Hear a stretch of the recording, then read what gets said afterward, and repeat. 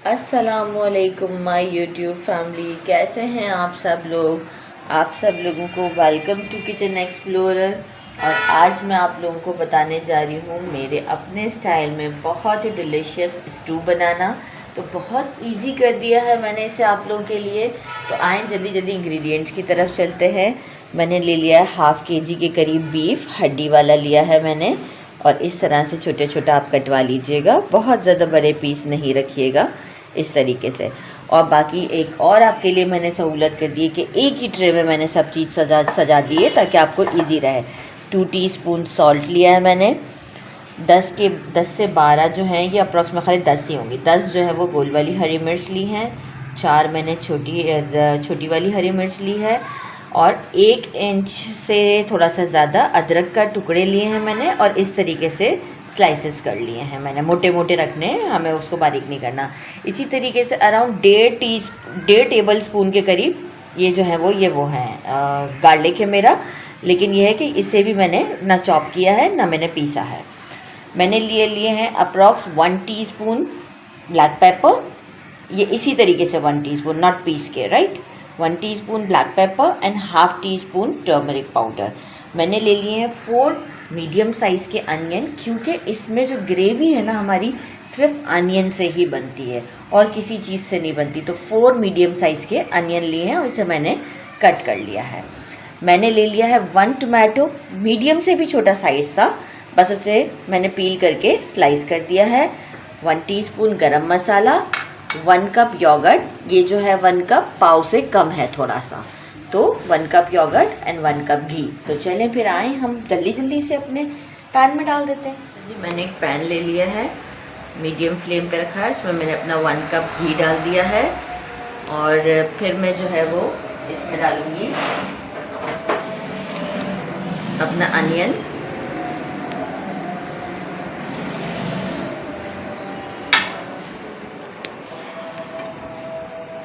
Onion डाल के थोड़ा सा सौते करना है, बहुत ज़्यादा नहीं।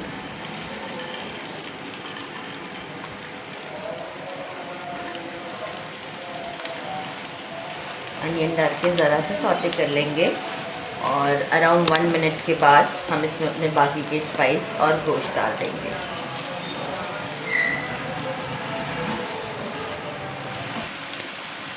अच्छा जी, 1 मिनट हो गया है। बहुत हमें कोई वो प्याज को नरम नहीं करना, जस्ट 1 मिनट स्टर करना था। गोश्त डाल दिया मैंने इसमें और मेरे सारे स्पाइसेस डाल के सिर्फ जो रोका मैंने वो रोका अपना जो है वो दही को रोका है मैंने और गरम मसाले को रोका हुआ है। बस बाकी अब मैं सब कुछ इसी मोमेंट पर डालूँगी और जो है वो इसे मैं अराउंड 10 to 15 मिनट्स के लिए स्लो फ्लेम पे पकने दूँगी। 15 मिनट्स के बाद ये अच्छे से मिक्स कर देती हूँ। 15 मिनट्स के बाद मैं इसमें अपना योगर्ट डाल के फिर इसे स्लो फ्लेम पर जो है वो अराउंड 3 आवर्स तक पकने दूँगी। कोई वाटर ऐड नहीं होता। इसकी स्पेशलिटी यही है कि इसमें वाटर ऐड नहीं होगा, ये दही के पानी में पकेगा और बहुत सॉफ्ट हो जाएगा। टाइम टेकन है। अगर आप कुकर में बनाना चाहते हैं तो कुकर में ही बनाएं। मैं नॉर्मली कुकर में बनाती हूँ, लेकिन कुकर में क्या है कि वो वाइट आपको दिखता नहीं है, इस वजह से मैंने कढ़ाई यूज़ किया है। तो अगर आप चाहें टाइम सेविंग के लिए तो कुकर में भी इसे बना सकते हैं, टेस्ट में कोई प्रॉब्लम नहीं आएगा। तो बस अब मैं इसे ढक के स्लो फ्लेम पर, बिल्कुल स्लो फ्लेम पर 15 मिनट तक पका दूँ।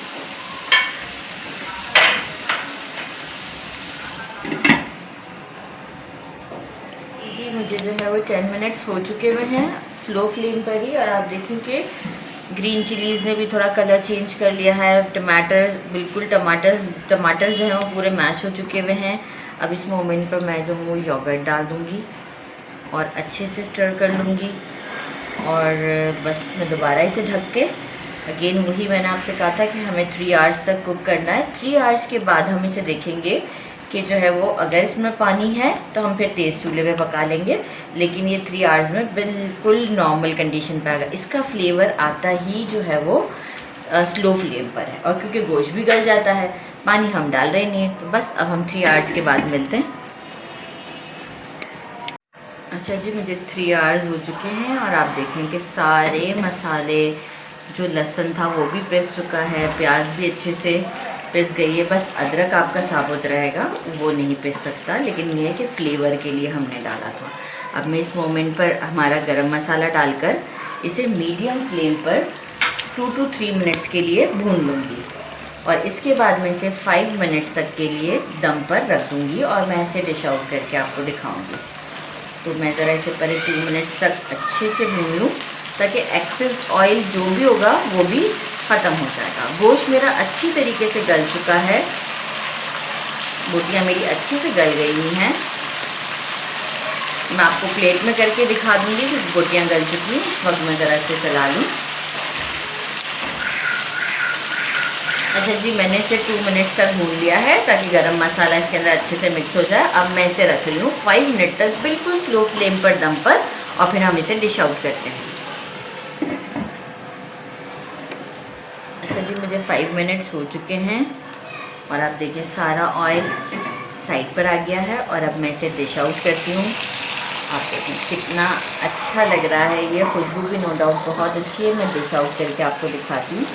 चलिए,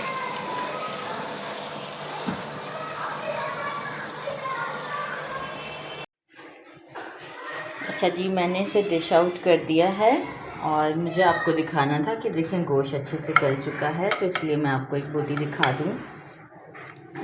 अच्छी तरीके से गोश्त गल गया हुआ है। ये देखिए, ये बोटी है, ये पूरी गल चुकी हुई है, मतलब खाने में कोई प्रॉब्लम नहीं होगी। और मैंने साथ में मंगवा लिए हैं नान और कुछ सलाद काट लिया है। तबीयत ठीक नहीं थी तो इसलिए थोड़ा सा नॉर्मल सलाद काटा है। तो आप भी इसे बनाइएगा और ज़रूर खाइएगा और मुझे कमेंट में ज़रूर बताइएगा। मेरे चैनल को लाइक और सब्सक्राइब करना नहीं भूलिएगा। अपना ख्याल रखिएगा। अल्लाह हाफिज़।